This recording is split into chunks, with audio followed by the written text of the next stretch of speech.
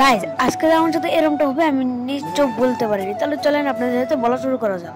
আমি ঘরের থেকে আমার টেবিলটা পুরো আলো জল হয়ে গেছে এরকম দেখতে।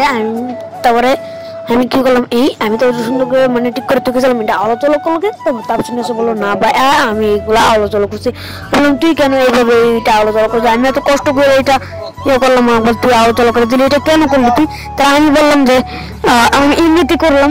তখন তোমার হয়েছে তাফসিন আকবাল আসলো, বললো তুই খালি ঠিক কর, তারপর আমি আরেকবার আলোচনা করবো। তুই আমাকে বকা দিয়েছিস নি, এটা আমি বকার প্রতিশোধটা নিয়ে নেবো। তাই বলছি আচ্ছা তুই আসিস, তারপর আমি দেখে নেবো তুই কিভাবে আলোচনা করিস।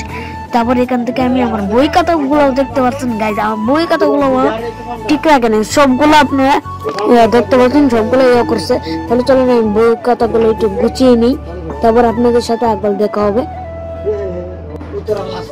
বই খাতাগুলো গোছানোর পরে 2 3 তাহলে চলেন আমার ফাইলের উপরে দেখেন, যখন দেখেন আমি টেবিলকে গুছিয়ে দিই। আরেকবার যদি আসে তাহলে ঠ্যাং ভেঙে রেখে দিব। তাহলে এরকম ভিডিও করতে চলেন লাইক করে দেন।